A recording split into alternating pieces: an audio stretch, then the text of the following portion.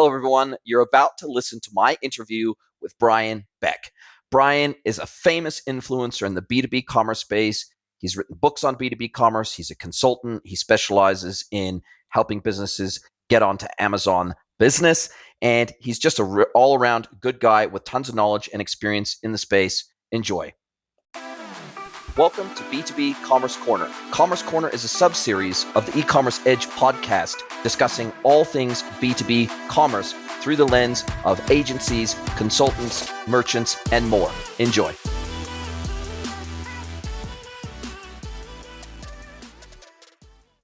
Hello, everybody, and welcome to another episode of the podcast. It is my pleasure to welcome B2B commerce expert Brian Beck to the pod. Brian, thanks for joining me. Jason, I'm so excited to be here with you. Thanks for having me. My pleasure, man. Look, I'm a big fan. I'm not afraid to admit of being a bit of a fanboy of Brian Beck. And look, I've been following you for a few years now. I think I originally found out about you. It was either through a mutual friend that was in B2B, or maybe it was actually through LinkedIn. I saw some of your content, saw some of your thought leadership content, some of your webinars that you had put out. I found out about your book that you had published. Look, I've been a fan for quite some time, and I think one of the things that stood out to me, or has always stood out to me about you, is your real laser focus on B2B commerce and the fact that you were one of the earliest guys or girls. There are some female thought leaders out there around B2B, but realistically, as a subset of e-commerce, really B2B, there's just not a lot of us out there that really focus on that. And you were one of the first. Yeah. And so first of all, I'd like to congratulate you on being so early on a trend that has just exploded, but also for sharing of your experience and your knowledge so freely with the community. And how the heck did you come to be in B2B commerce? Great question, Jason. And thank you for that. And thanks for following my content. I'm glad you find it interesting. And my book isn't a sleep aid for you. So B2B, my gosh, I joke all the time that it makes me feel young because it's so freaking far behind everywhere else. And there's so much opportunity. You know, about, 7 or 8 years ago, Jason, I was still doing a lot of work in B2C, and I had started doing at the time I was at a running strategy practice at a systems integration firm. And we were doing some work with these B2B companies. I said, B2B, interesting. And I got in under the surface with some of them, and they were so far behind the consumer companies we were working with. But yet what I saw happening was when they were embracing some of the same concepts of B2C, of consumer, but also really accommodating the buyer in a very common sense way, the results were ridiculous. There was so much return on investment, and we would struggle and fight in retail for 2 or 3 or 5% growth and this incremental little wins. But these B2B companies, they would turn on e-commerce and 20%, 30% of the revenue starts coming through e-commerce, a lot of incremental. They're getting efficiencies in all kinds of places. E-commerce is more impactful for B2B than it is for B2C. And a lot of it is because not everybody's doing it. So to me, it's really exciting. I joke it makes me feel young because it takes me back 20 years when I started in the field in the late 90s, early 2000s. And so it's such a great category, and there's still so much in front of us, Jason. It's exciting. It is exciting. And look, I saw, and I guess I witnessed similar explosive growth or demand in B2B e-commerce, especially during COVID, because at least what I saw was that a lot of these B2B brands, they're working in legacy verticals, they're using legacy business models, they're heavily reliant on field sales reps and BDRs and BDMs. And what they realized during COVID was they just couldn't send people out to meet with their customers anymore in person. So they had to rapidly upskill on Zoom and Gmeet and Teams, and rapidly upskill on all of these digital touch points. Yeah. But where they didn't have expertise was the digital transactional touch points. Right. And all of a sudden, these businesses, either maybe they had a really legacy old punch out or an old portal, or maybe a legacy EDI connection of some variety that someone somewhere in the business and the IT team knew about, but it wasn't really heavily leveraged by the business or the sales teams or by the customers. And they all of a sudden went, oh shit, we got to do something about this because our sales teams can't get out there and meet people. We have got to figure out a way to bring digital commerce to our business as rapidly as possible. And did you see that digital shot in the arm that I saw through COVID? Did you witness the same thing? Yes. It was interesting, though. I don't know if you saw this, Jason, but as we went through COVID, like the first year, everyone's panicking, right? Oh, my gosh, we got to get digital. We've got to invest in this. And then there was like, as the economy started to recover from what everyone thought was going to be just a complete cratering and return to prehistoric ages, there was some like, wait a minute, okay, hold on, we can take a pause and we don't necessarily have to panic. Let's figure this out. So we had some panic investments, and I think you were living with some of the technical debt that's coming from that. It's amazing. I don't know, in your business, you do a lot of this work, but I talk to, I don't know, 5 to 8 practitioners every day about these issues they're dealing with. And, I talk to companies that have invested in systems they're not even using. Oh, we have a PIM in place, but we have never used it. What? Why did you buy it? You got to realize there's some people and process and other things you have to put alongside the technical investment. This is your business. But so getting back to the question, through the pandemic, I saw this kind of panic and then a bit of okay, wait, hold on, let's look at this. And then it picked up again. So I absolutely think the pandemic drove urgency. It drove some recognition. It accelerated things absolutely in terms of technology and digital investments. I think it was a weird kind of 2.5, 3 years there when we went through that. And so I think it's been a kind of a mixed bag. But one of the key things I think we have seen, to your point about sales channels, and McKinsey did a whole study on this, I don't know, a year and a half ago, maybe, where they talked about the introduction of the hybrid sales rep. And this hybrid sales rep was forced to change how they interacted with their customers. They're doing what we're doing here virtually. And that changed the dynamic. You can't bring donuts over Zoom. And then the importance of the reorder, the importance of making digital, the reorder, the initial order there easy, because a lot of folks went during the pandemic, the B2B buyers, they were going to the internet to research and make purchases from brands they've never bought from before. And heck, if you're a distributor or manufacturer that doesn't have those capabilities, that person had to source it some other way. So I think we saw acceleration. I think we saw panic buying amongst distributors and manufacturers. I think we saw a pause there. I think it's gotten back to some level of normalcy where people are actually considering the purchases. Jason, you probably see this in your business. You do system selection, you do all kinds of technology work and architecture work. What are you seeing in terms of the pace of investment and how it's fluctuated? Yeah, I think what I saw, and I use this term, it felt like I was drinking out of a fire hose for the first part of the pandemic. Yes. It was literally a mad rush. And a lot of these B2B businesses, they hadn't put literally zero investment into digital commerce in any way, shape, or form for maybe even a decade. And maybe they had a legacy portal that they were running for years. Nobody really knew whether it was sitting on a server in some server room somewhere. They didn't know who hosted it, who managed it, who was responsible for it.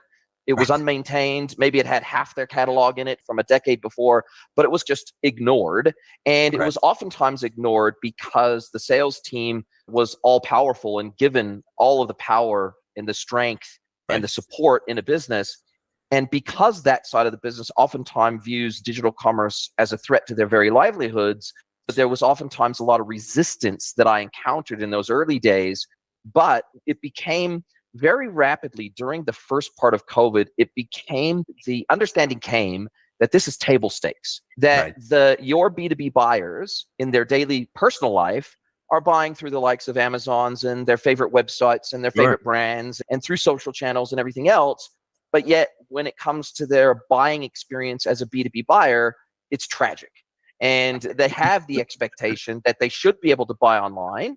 They should be able to have a very Amazon or owned website-like experience, but still have their correct tiered pricing, still have access to their dedicated catalog, still have access to their sales rep via request for quote, still have the ability to have those purchases automatically generated by a procurement system. They had all these expectations that they would have a very consumer-like buying experience online, but with all the added functionality that goes along with being a B2B buyer, right? And most B2B suppliers at that time were not supplying that type of experience in any way, shape, or form, if they offered it at all. And so I think that the buyer expectations, especially during COVID, just went through the roof. And it was that grassroots level of demand that forced some of these B2B brands kicking and screaming into the digital age. And now that pressure has come off a little bit. I agree with you. I think maybe a lot of these brands are slipping back into the old. Yes. Jason, fascinating to me. You can almost draw a line. Like you can talk. So when I talk to all these practitioners, you can almost predict, maybe I'm being a little bit too Nostradamus or something, but you can almost draw a line and you talk to the CEO and the CEO says, oh, our customers are different. They don't want to buy that way. And this, that, and the other thing. you can almost say, okay, particularly if you're a distributor, you're not going to be in business in 10 years. I can almost predict, unless your kids take over or you sell the company or something happens. And then you have the others who are saying, I need to invest here. I don't understand it fully because I've been a sales-led organization, sales team led for the last 80 years. Now it's time for me to actually do something about it. And I'm okay with the discomfort, and I'm okay. I need some people like you on my side to help me do this stuff. In many cases, I find those companies, particularly the manufacturers, are starting with an Amazon program. I own a company called Insiba, along with some partners, and we build Amazon programs for B2B companies. And what we see, it's really awesome to see this, because some of these, particularly these mid-market and some very large manufacturers, they're actually using this as a first step into e-commerce. They're saying, okay, Amazon has the traffic, it has this infrastructure, it helps me to get my data ready. That's a big area of focus for you, I think. It helps me to understand and build some muscle in the organization. And I can list a whole slew of companies that we've worked with over the last 5 years that have started on Amazon. They've started an Amazon business program. They've built some velocity on the channel. It helps build their confidence. It's almost like raising a child. It truly is. Builds their confidence, right? And then they get out there and then they say, okay, now we're ready. Now we're going to launch our own B2B e-commerce capabilities. And it's not that Amazon doesn't go away. It becomes a different use case. And they start selling to their dealers, to their distributors, in some cases, the end customer, the end user, the contractor, whoever, through their own e-commerce. And I can give you a number of examples where companies have gone through that, but it takes that. In some cases, it's the next generation or it's the new head of e-commerce that's taking these steps, because it helps the organization. B2B, I've found, Jason, I don't know if you see the same thing, but they have to a little bit crawl, walk, run, right? So there's a little bit of internal massaging, and obviously sales team alignment, as you mentioned, is critical. But it's really this, how do you get the organization moved along? And that's, as I say in my book, that's the biggest barrier. It's getting the process evolved, getting through silos, getting the leadership to align and get behind it. Because quite frankly, if the leadership's not behind this effort, it's not going to happen. It's not going to get funding. It's not going to be a priority. And that's why I said what I said when I started this little bit here, which is you can talk to the CEO and you'll know pretty quickly, if you're in this industry, whether or not, the company's going to succeed or not longer term. Because if they're not making digital investments, they won't. And I think I've just experienced something very recently that I think aligns directly with exactly what you've just said, which is that, so I'm working with a brand in New Zealand. I spent many years in New Zealand, and I have a lot of clients in the ANZ region. And I'm working with a distributor, a wholesaler distributor, working in the textiles space. And it's a third generation family owned company. So the grandfather is still alive. So the patriarch of the company is still alive. Then the son of the grandfather took over, and now the grandson is the CEO of the company. And so I'm helping them. They have never done e-commerce before. They've always had field sales as the driver of 99% of their business. They didn't even have any digital acquisition channels because they didn't offer any transactional e-commerce. So it was basically just a single page brochure website talking about the history of the company. And so you couldn't even access a catalog digitally through their website. And what we found is, as we started to go through the process of helping them get their data ready, and we're now about 85% of the way through their first e-commerce implementation, which is designed to provide tools not only to the end customer, but also to the sales team, and really provide digital sales enablement to the business across the board. Very exciting project.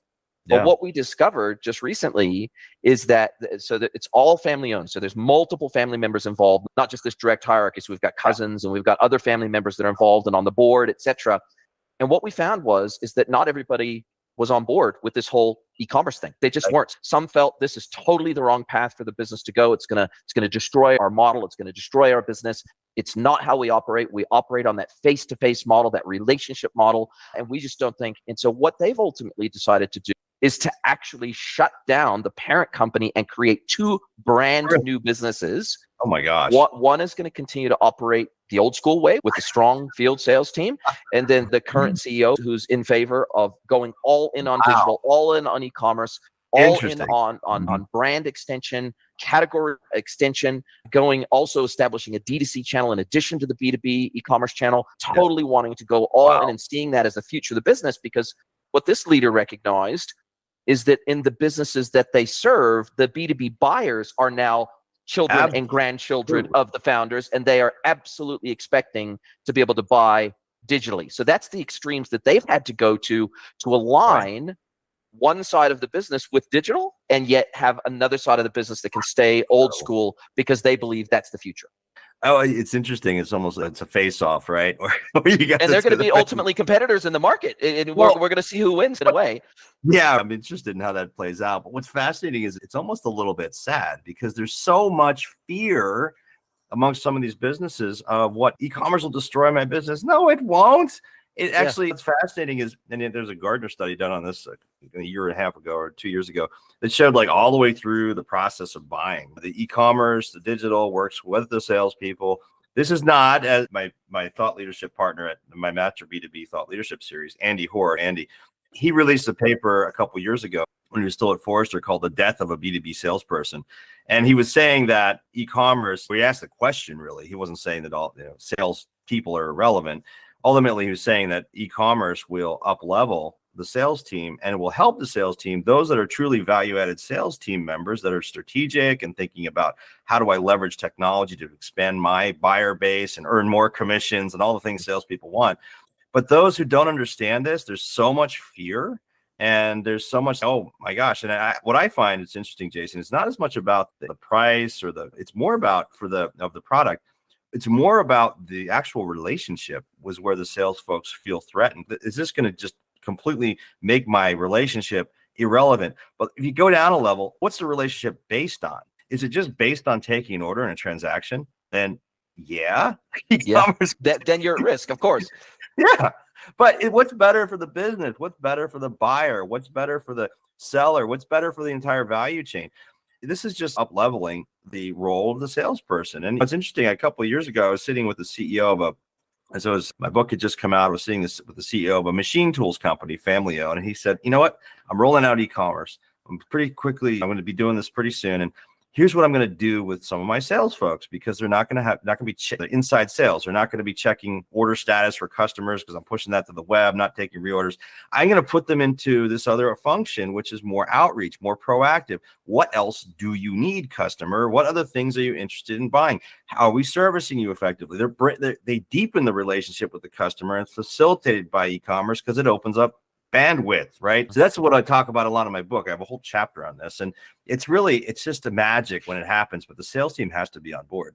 I tell you raise a very good point, which is that typically when I go into work with these B2B businesses, the first team that I have to get on board is the sales team. They are the ones that if you cannot manage and figure out a way to get them on the bus from a very early stage of the project, your project will almost guaranteed to be a failure. If you cannot get buy-in and you cannot get their support, because there's so much IP, there's so much internal knowledge that is housed in these salespeople's minds and brains and psyche about this business. And oftentimes they have more product knowledge, they have more technical knowledge, they have more capability to build relationships than anyone else in the business. And so what you've described as effectively taking an SDR mindset and change it into more of an AE mindset. So they're still sales and they still should be incentivized the same way. And I believe that salespeople, if they have named accounts, then any sale that comes through the web or comes through email or carrier pigeon, it should be credited to that salesperson because they're the ones that built that relationship. It shouldn't be taken off them. But what we should be doing is doing exactly what you say, which is empowering them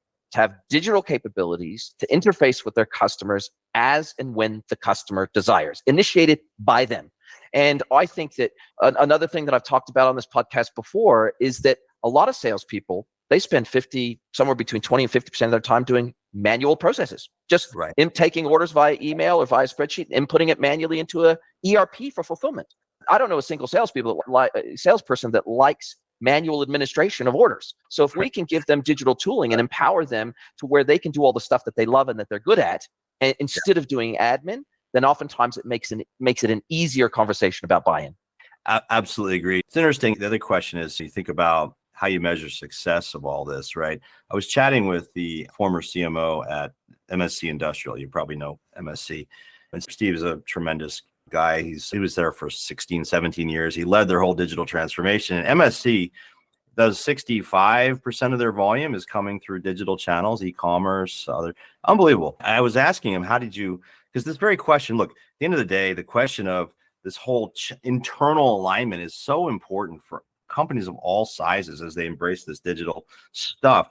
And Steve and I were chatting about this, and I asked him, what were some of the things that you did? And what's interesting is they would look at each customer really holistically. They would look at the value, that the share of wallet that they were getting from a customer, each customer, right? And they would say, are we really maximizing our value to that customer? Are we showing them everything we could be? Are we getting the spend from those customers at a customer level? And what was fascinating was they measured that, and then they worked against that as a metric, and they involved digital, obviously, but also the sales team in reaching that metric. And what was fascinating, and I heard this from other companies too, where so his company, but other large distributors, they would actually increase the quota of the salespeople. And when they introduced e-commerce as over time, it's because the salespeople could, to your point, could be more efficient. They're not dealing with the where's my order calls, or, hey, I know exactly what I want. I'm just going to go online and place the order. Not that I don't like you, but I don't want to call you. I just want to go online and get it. That's what the new buyer, 75% of buyers within a year, I think it's a year, are going to be millennials, right? Millennials, 1980 to 2000, guess what? They're using Amazon for 90% of their purchases. They buy more online than they do offline. So think about that. That's your B2B buyer now. It ain't somebody who never really used the internet and still wants to fax things. It's changing. And that's the biggest call to action. And that's why I talk about companies interviewing folks at the senior level. Are they going to be in business in 10 years? If they're not acknowledging the buyer's changing or has already changed, then they're just not going to stay relevant. They can't. There's no way.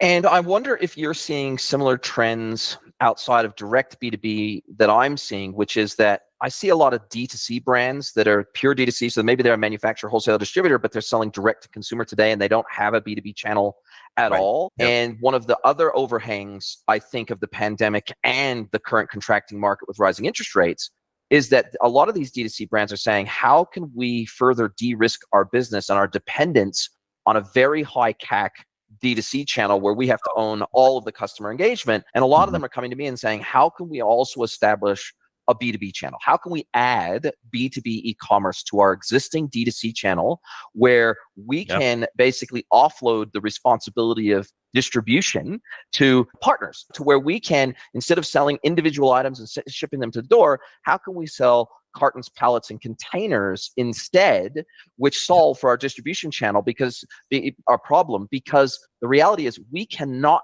possibly, no matter how much we spend on acquisition, we will never be able to get in front of every single potential customer in the market on our own. It's impossible. We can't do it. Right. So how can we establish a B2B channel to support that, and vice versa? A lot of B2B brands are saying, how can we de-risk our B2B business instead of being completely dependent on the wholesale distribution channel? How can we establish a D2C channel where we can have more direct contact with our customers and close that feedback loop around product development and also demographics and new markets and all those things? So I'm seeing cross-pollination happening both directions. Are you seeing the same? I am. So what's really fascinating, Jason, is that I spent 17 years in consumer also, so I can speak to both sides of it. But what's happening is you got the two ends of the sort of the value chain, right? You think about the manufacturer over here, the company that makes the product, and the buyer, whether that's a B2B or B2C buyer. And all this confusion is happening in the middle, right? That's where all this stuff is going on, where you got manufacturers going direct, you got suppliers buying or distributors buying suppliers, retailers buying suppliers. You've got marketplaces now in the middle, vertical marketplaces in all these different categories. And you've got the B2C model, then you've got the B2B model. So what's happening is the middle is getting all messed up. And what I'd say is not messed up, just it's in a state of flux. My personal point of view is that the beginning and end of that value chain have the power in what's happening. Everything that's happening in the middle is opportunity. It's also it's churning. And who has really the power? It's these two. And that's why I always recommend to companies, and I do a lot of work with manufacturers. My company doesn't, and they really need to understand what that buyer is, whether it's a B2B or B2C buyer, what that ultimate buyer really needs. And so getting closer to understanding that, there's for many years in both consumer and less so now in consumer, but certainly in B2B, there's still a sort of a fear of the channel. There's this whole fear of channel conflict. And I'm not going to do that because everybody in the middle is going to stop buying from me. Is your product garbage? If you make a great product and that's how you differentiate, then these are just opportunities for you, right? Yeah. So you stand on your own merits as a product. But I think that companies are afraid of that question. And then the distribution side in the middle, folks, B2B, B2C, they really have to figure out what they are best at. That model is under enormous pressure. We did some predictions early this year in 2023 through my Master B2B series with Andy. And we said our number one prediction was the great distributor squeeze. You got manufacturers going direct. You got Amazon selling. You got vertical marketplaces. You got distributors that haven't invested in digital. And that this applies to retail as well. There's this whole middle ground is under such a state of flux. So to answer your question, yeah, B2B is a great opportunity for direct to consumer brands if they haven't taken advantage of it. You just need to, it all begs the question, what are you the best in the world at? What is your business the best in the world at? If it's product, this is all opportunity in here, right? Yes. If it's something else, if it's price and assortment, you may have a challenge there because you've got a lot of marketplaces, Amazon being chief among them, that are putting a lot of pressure and do that better than anybody else does. So it's really just a fascinating time, to be honest, to be living in this world. Anyway, it's a great topic to think about, though. And confronting channel conflict is something that all these folks have to do and be brutally honest about it. I think what you're referring to collectively is really the death of arbitrage, right? Really, that's what we're talking about. Yeah. The people in the middle that Yeah. don't really genuinely add any value to the value chain. If Right. you can't distinguish, if you can't differentiate, if you don't bring value, if you can't add value at some point between manufacturer and getting the product into either the end consumer's hands or the B2B consumer's hands, Yes. the reality is, do you deserve to exist? And I think a lot of wholesalers and distributors, not so much manufacturers, but I think a lot of wholesalers and distributors have taken it for granted that the market needs them and will always need them. And I think that these retail aggregators like Amazon, like Walmart, like eBay, mostly marketplaces, but there are other aggregators in the market. If we look at even somebody like a Grainger, the reality is that they do billions of dollars online every single year as a B2B aggregator. So they add value because they have a bigger range and assortment than just about anyone else. And they provide an absolutely seamless, almost frictionless buying experience, whether you want to buy through your field sales rep or you want to buy through Grainger online. They provide an end-to-end service that means that as an aggregator, they add value. But all these thousands of other aggregators that are much smaller than them really struggle to add value, and they really struggle to be cost competitive at the same time. So I think what you're referring to really is truly the internet becoming the arbitrage mechanism instead of businesses. Hey guys, I'm super excited to share with you all about Mikata. I have been working with the guys over at Mikata for about the last 6 months to create the perfect wholesale e-commerce platform for small and medium-sized wholesale merchants. It's a SaaS platform, super fast, super easy to use, super easy to get your catalog uploaded to the platform. And you can go and check it out for free at Mikata. You can Google Mikata, or you can just go to Mikata, MIKATA.cloud. You can get started for free. Check it out. If you do try it out, please come back. Let me know what you think of the product, because I think we have just absolutely hit the sweet spot in terms of the perfect e-commerce platform for small and medium wholesalers. I've got a great story for you, Jason. So I put it in my book. I call this, by the way, all the age of transparency. And it's really, that's what it's about. And the story I tell in my book is the auto retail industry, right? So think about the car, right? Buying a car, the experience 20 years ago. There was not perfect information. You didn't have the internet to go to. Now there's perfect information. But if we look back 20 years ago, where did the car dealer make all of their money? They made very significant, I think 20 to 25%. I don't remember the exact number, but it's in the book, 25% on the sale of the car, right? So they're making good margin on the sale of the car. Fast forward to where we are today. And the consumer, when they go to buy a car, has perfect information. They know what it costs the dealer to buy it. They know what they should pay for it. They have a lot of options and places to buy. They have many different channels that they can buy it online, have it delivered to their door.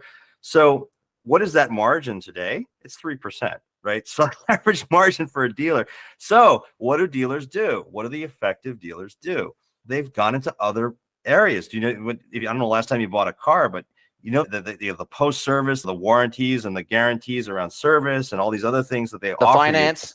Yes, that is where they make their money. They're finance and service companies. The car dealer today is not making money selling cars. It's fascinating. So that same dynamic, I argue, is getting there in most B2B categories. There's still some legacy. It's taking longer to get there, but it's going to get there. And the margin, if you're just in this world of perfect information, if you're not differentiating some other way, your margin is going to do what the car dealer margin is. And distributors already have a thin margin. They're already at 25, 30%, in some cases less. You're 20% going to 3%. You can't sustain a business on that in a traditional sense. So anyway, point is, you got to figure out what you're best in the world at and do something different than some of these other emerging models, like the aggregators you're talking about. And if we shift gears for a moment and start thinking specifically about Amazon, so I don't do much consulting on the Amazon piece like you do, so I'm a little bit dumb when it comes to the Amazon piece, apart from understanding the tech stack and the middleware and the channel distribution technology that can connect to Amazon and connect to other marketplaces. So I understand that architecture. But when it comes to Amazon retail versus Amazon.com versus Amazon business, I'm a little bit ignorant to that. But as I understand it, and you can confirm or deny this, as I understand it, Amazon business is actually growing faster than Amazon.com, which begs the question, basically, if you're targeting any market that Amazon supports through Amazon business and you're a manufacturer, wholesaler, distributor, would there be any reason why you wouldn't want to engage with Amazon business? Would there be scenarios where that doesn't make sense? And B, are you seeing some of those manufacturers, wholesalers, and distributors that you deal with attacking both Amazon.com as a D2C channel and Amazon business kind of at the same time? Because they're saying, we got to get all of our data ready. We got to get all of our products ready. We got to get all of our products priced. We got to maybe implement a PIM that can then distribute the data and slice and dice it appropriately for the channel. We got to do all this anyway. So why wouldn't we try to take a bite out of both sides of the apple? Is that something that you're seeing brands do? Or are they saying, we know B2B better than anything else. Let's dip our toes in the water with Amazon business and then let's see where we land? You know, what's interesting. Yeah, there's a lot of misunderstanding of what Amazon business even is. And what's interesting, Jason, that just 2 weeks ago, I think, recently, Andy Jassy, the CEO of Amazon, current CEO, finally acknowledged Amazon business in a shareholder letter, $35 billion. Now, think about I saw that and I just about fell out of my chair. Yeah, 3 times the size of Grainger, almost. You were talking about Grainger. And it's not, by the way, it's not just office supplies. We're talking MRO products, industrial products, medical equipment, regulated medical equipment. We're talking about safety. We're talking about automotive. There's a lot of product. There's tens of millions of products on Amazon business today. They are a distributor. Make no mistake. They are a distributor. Now, Amazon Amazon and Amazon business are not separate websites. Amazon business, a good way to think about it, I often coach people, is think about it like almost a filter, right? You log in Amazon business and it exposes these features on Amazon that are actually, they're one and the same with Amazon's other features. In other words, they layer onto them. So I sign up for a business account. I'm not going to a separate website. I could tell you some history about how they started Amazon Supply and it didn't work and it was a separate website and there's all kinds of issues with it. But Amazon business and Amazon are the same site. So when you ask the question, should a company kind of dive into both? Really, it's a decision. If you're going to go on Amazon business, you can limit your products just to be sold on Amazon business, but at the end of the day, most of our clients are actually selling on both, because this dirty secret is that $35 billion is only about half of what Amazon business does, or Amazon B2B transaction volume is. A lot of people still are buying for their business through Amazon personal Prime accounts.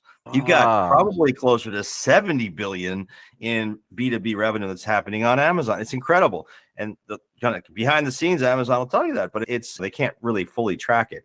Anyway, should you sell on Amazon is a question I often get. And I think there's one thing I think it's really critical for companies to understand is that Amazon, from what we see, plays a different role in the buying process than a differentiated distributor does. Now, let me be clear, right?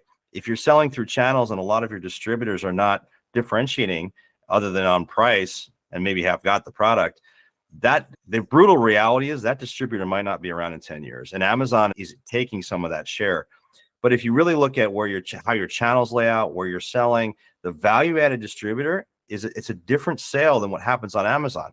Amazon and Amazon business, the customer wants a small quantity and they want it fast. And that's, at the end of the day, that's what Amazon does exceedingly well. They are a distribution technology and a search engine. That's what they are. It's a retailer or it's a distributor, but it's a logistics company, right? Sure. At the end of the day. Right. So should you sell? I think every company, 70% of product search is starting on Amazon. 70%. That's B2C, and it's also now B2B. So you're in a situation where if you're not selling there, if you have a brand of any kind, you are losing share to companies, to other brands that you probably have never heard of, right? They're coming in from Asia. They're built for Amazon. And some of these products they're not all cheapy products either, guys. Some of these are legitimate, very sophisticated products. The market is changing out from under people if they're not paying attention to what's happening on Amazon. Just go do a search for your product category at Amazon and tell me if you recognize any of some of the brands that show up. It's incredible.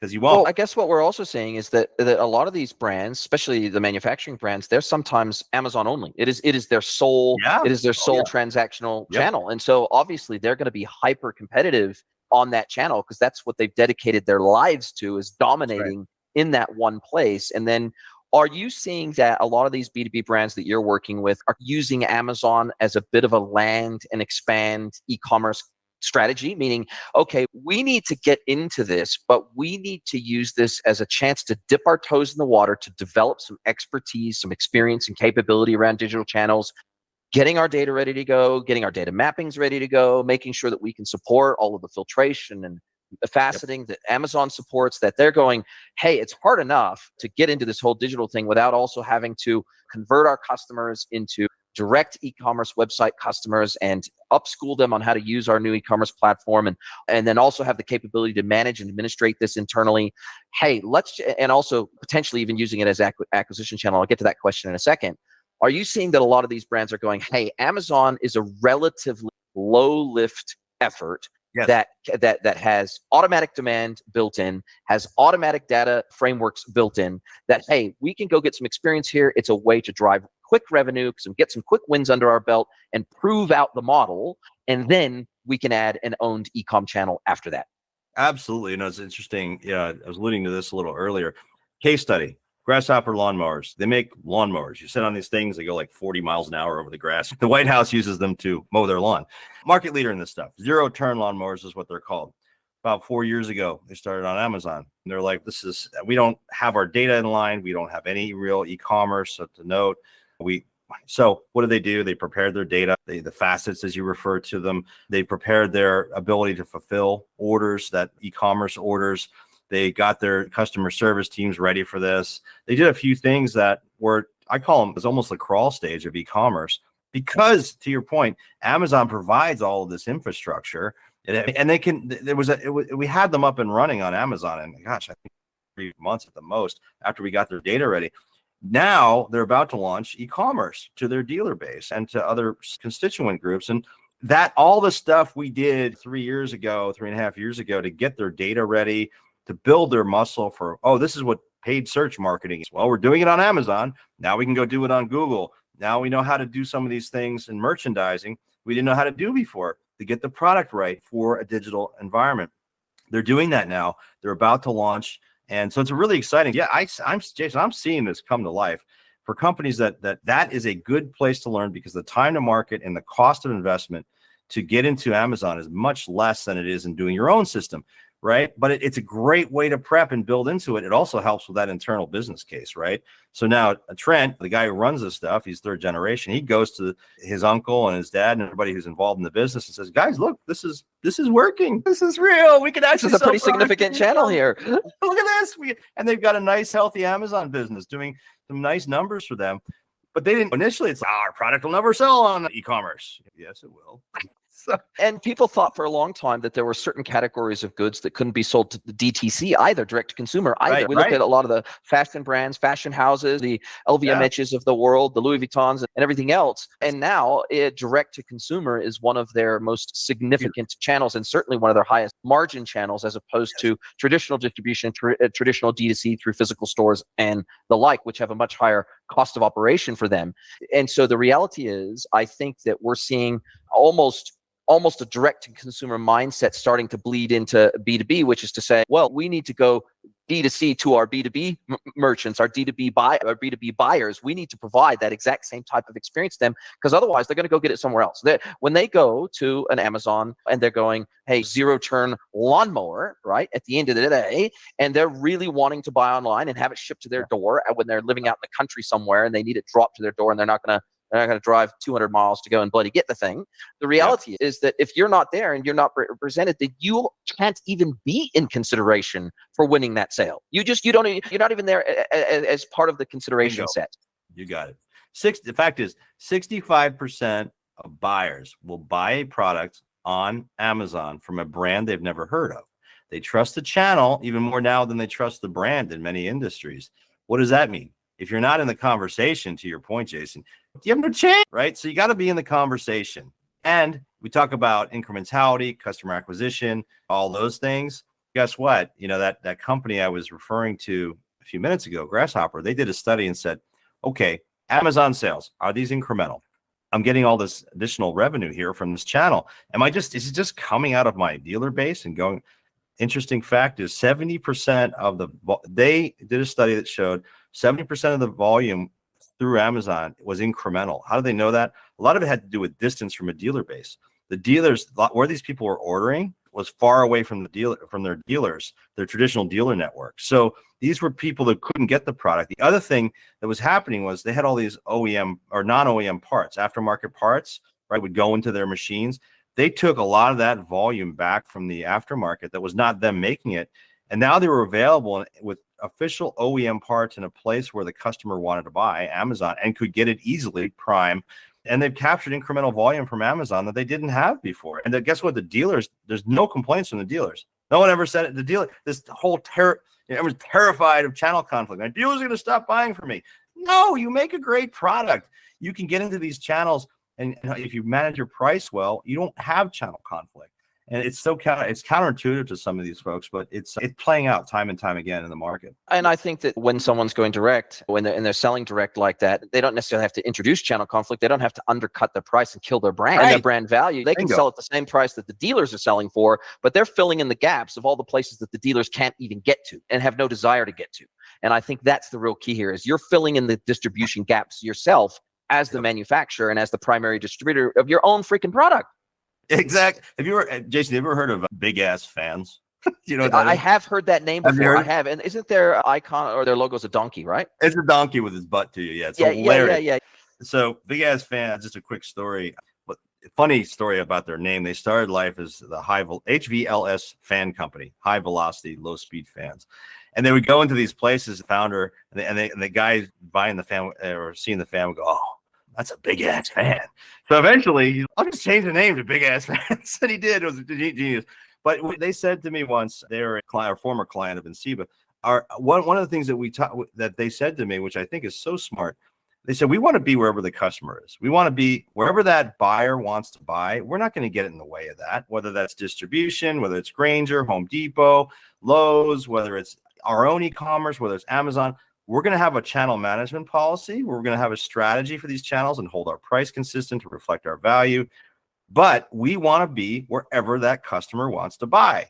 This is a, I don't know, $400, $500, $600 million company now. It's a huge company that's grown out of nothing. The guy started, I don't know, 15, 20 years ago. But that has been his philosophy all along. And so I think that's just, as a manufacturer, that's the smart approach for going to market, in my opinion. Couldn't agree more with that. And as we start to come to the end of our time together, I got one other key question for you that I think will be very interesting for the audience. Are you seeing another evolution in the industry around B2B that I'm witnessing, which is that historically, when B2B was set up as an owned e-commerce channel, it was a gated experience. Basically, you had to authenticate before you could even see a catalog, before you could see pricing, before you could basically engage with an e-commerce experience by most of these brands. Now, what I'm saying is I'm seeing brands say, oh, okay, that's great. That's all fine and good. And for replenishment ordering, that's great. We can offload that to e-com. That's fantastic. Right. But we actually want to acquire new customers through an owned e-commerce channel. So what we're going to do is we're going to create a price list and a catalog that is basically the most expensive price we offer across any customer and the broadest set of categories or the most restricted, depending on how they want to play it. And we're going to present that to basically, as soon as you go to the website without authenticating anything, you're going to see a range of products and you're going to see prices that don't undercut any of our existing B2B merchants, buyers that are buying from us today. And they're using that as a way to, for example, those portalized experiences aren't exposed to Google, for example. And so they've got no long tail Google reach. They've got no SEO. They've got no SEM. They've got no nothing. Whereas obviously, if they create an unauthenticated experience as an acquisition play, not only can they send inquiries to their website and say, go and check it out and see if it's a good fit for you and see if we've got the products that you're interested in, because it's all listed there for you. And then we can negotiate price if you want to open up an account with us and go on account and pay on account. Or you can log in, you can get our default price, our default B2B pricing, and you can check out with a business credit card if you want to. And it's just seamless and quick. And that becomes a new lead for the sales team to go and develop a deeper relationship with them and get them onto a custom catalog, custom pricing, and on account sales. So I'm seeing this as B2B brands are getting much smarter now about digital acquisition than they ever used to be. And so it's moved from this model of a pure transactional channel that reduces friction on the transaction side to now actually we've got to compete against D2C brands out there every single day for customers, and we need to be represented in the search engines. 100%. I'll give you another story. So yes, absolutely. I'm seeing that trend. To answer your question, is every company embracing it? Not yet, because there's still fear of, oh, my competitors are going to learn my pricing or whatever, which is like, guys, this is digital here. You can show different price levels. There's a company called Bay Fastening Systems. Michael Eichinger, COO, one of my favorite people in our industry, small mid-market distribution company. They sell fasteners. Can you think of something that is more commoditized than a screw? Come on, right? Fasteners, literally, there's screws and butts, nuts and bolts and things like that. Anyway, they launched e-com 6-7 years ago, and they followed that, what you just said, that approach, where it was they're exposing their catalog, they're exposing some of the pricing, but they thoughtfully did it, right? Michael told me, gosh, it was probably a year and a half ago now, 2 years ago. He told me, I did a webinar with him, and he told me that they were getting 8 to 10 or 12 new customers every week from SEO. Now, okay, if you're in the consumer world, they're like, so what? 8 customers, 10 customers. If you're a mid-market B2B company and you get a customer who's going to buy from you for the next 10 years, and they're going to buy $10,000 or $20,000 or $50,000 or $100,000 a year every single freaking year, that is a huge win if you pick up that customer. And yes, digital works, SEO in his case works to acquire new customers, because again, you're eliminating friction in that buying cycle. You're making it easier for them, the customer, to find it. And he told me that COVID accelerated all this. He was already there in the market. He was already indexed well in Google. Because he took the exact approach you're talking about, which is, I'm going to acknowledge that there's some transparency now to this marketplace. I'm not going to fight against it. I'm not going to rail against it. So anyway, yeah. So just don't be serious. Wow. Absolutely love it, mate. You are an absolute wealth of stories. I'm sure that I could continue to talk with you for hours about this, and I'd love to get you back on another time soon just to talk about more of this, because I think that you're just such a fountain of knowledge. But as we come to the end of our time together, I'd love to turn the microphone over to you, flip the script. This is one of the favorite segments of the podcast that people tell me that they absolutely love, is when I turn it over to the guest and I say, you get to ask me one question, any question you like. It could be personal, it could be professional. So I'm going to turn the microphone over to you, Mr. Brian Beck. What is your question for me today? Oh, man, that's okay. Boy, you didn't prep me for this, Jason. So I always like to spring it on people, because I like it to be off the cuff. I like it to be in the moment. Since I'm curious, we just did this debate at the conference last week through my Master B2B series, and I'm curious as to your opinion, because I live this world, and you live in the world too, of e-commerce and of evolution. So the question was, will Amazon destroy traditional distribution? In other words, will Amazon completely eliminate the traditional distributor from the marketplace, or will Amazon play a different role? And I'm curious as to your opinion, because I live Amazon every day and I have my opinions about it, but what do you think? Look, I don't think they will, at least in the short to medium term. I think they're going to really struggle, because Amazon is not nearly as strong outside of North America as people oftentimes think it is. They assume, and look, I moved from New Zealand to Mexico recently, and Amazon is basically nowhere in New Zealand, and Amazon was nowhere in Australia for many years. And it's only been over the last 5 years that they've really started to get some serious traction with millions of products and billions in sales. It took them a while to get traction in Australia by establishing massive warehouses, biggest warehouses in Australasia and Sydney and Melbourne. Once they did that, and once they upgraded their fulfillment network inside of Australia and built out their capabilities there, then they started to see traction. But I tell you, when it comes to Europe and when it comes to many other places around the world and Asia, etc., they just aren't represented. So whilst they might absolutely dominate, and I think now it used to be 5 out of every $10 in e-commerce in the United States, it was going to Amazon. Now I think it's 6 out of every 10. So they're actually increasing their market share in the United States of share of wallet of e-commerce. And so they're obviously doing a very good job. They're going hammer and tongs at B2B. I saw a recent article, it was by Reuters, and it was a week ago, about how they're doubling down on Amazon Business in Europe in select markets because they saw just an incredible boost in demand during COVID, and they want to continue to exploit that demand in Europe for B2B sales. They see bigger growth opportunities in B2B in Europe than they do in B2C, D2C. And so, look, Amazon is doing lots of smart things in lots of smart places, but will they dominate absolutely everywhere across every single category? No, mainly because there are certain categories that don't move the needle enough for them from a revenue perspective for them to even bother. So I think there are certain niches that Amazon doesn't ever want to and never will dominate in, but I think they will continue to grow, and I think they will continue to own a bigger share of the e-commerce wallet over time. But I think all that is really required for these competing brands to continue to be able to survive and thrive is to differentiate. And it is some of those things that you talked about, where if we as a B2B business can free up salespeople to continue to build relationships, go out and acquire new customers in person and build those strong relationships and go and say, hey, Mr. and Mrs. Customer, what can we do for you that we're not already doing for you? What new things can we source for you? What new variants can we source for you? What new exclusive catalog items can we bring to you and develop an exclusive relationship with you on so that you can win in the market and we can win in the market? So there's lots of conversations that these B2B businesses will be able to have with B2B buyers that Amazon can never have and will never have because it doesn't scale. These B2B brands that scale the unscalable components of their business by offloading a lot of the manual processes to digital processes and automation and integration. And that's a combination of some cases it's EDI, in some cases it's e-commerce, in some cases it's e-commerce EDI and a punch out so that automated procurement systems can integrate with a punch out system. So I think that these B2B brands can continue to win versus Amazon, but it doesn't have to be either or. They can win on Amazon and they can continue to win off Amazon. So that would be what I'm seeing. And again, I'm not the Amazon expert that you are, so I'm an outsider looking in, but that's what I'm seeing shake out. But it really, I'd love to get people's take on what they think of Amazon. I live it every day. So it's good to hear another perspective, and particularly yours because you're in the e-commerce field. So thank you for that. That's awesome. Great. I appreciate the opportunity to ask you a question. What's your favorite food? That's another good question because you've lived all over the world.